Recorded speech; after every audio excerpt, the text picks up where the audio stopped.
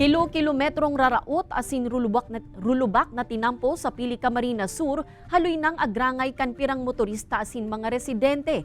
Nakatala ang pagpapakarhay kan tinampo pigdulok na kan LGU sa national government asin hurot na mapondohan sa masunod na taon. Ang detalye, aramunta sa pagtutok live ni Chris Novelo. Chris?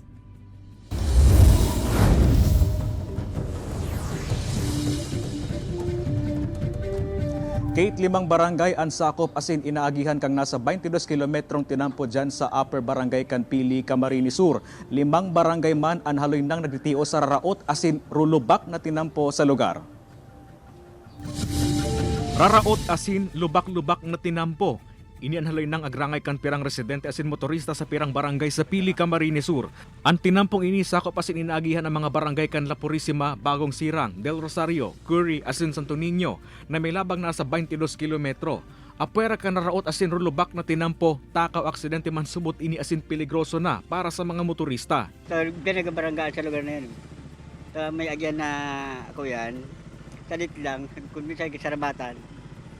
Yan nakaka-discuss ng mga konflikto. Problema talaga niyong tinampong iniyo. Masakitong po baga pag nagpapasentro na ano yan. Opo, nalubak. Makauga ko na po talagang magbiyahe.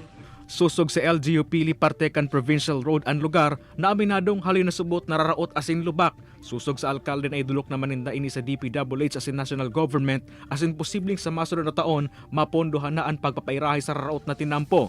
Sa tabang subuot kang national government, maiirahe ang tinampo para sa road network inhulita may establishmento subuot sa lugar na nag-export nin produkto. Now, iyan po magiging siyang DTI road, tama kang DTI.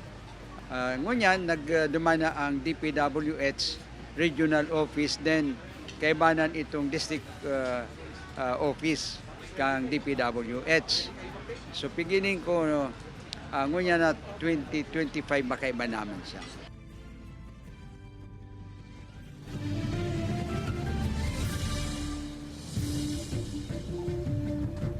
Kate, an asigurasyon kan LGU hihingwahon ninda na mapapondohan ang repair asin construction kan tinampo. Nagahagad man inining dispensa sa mga residente asin mga motorista na nagaagi sa lugar. Kate? Alright, Jos Mabalos, Chris.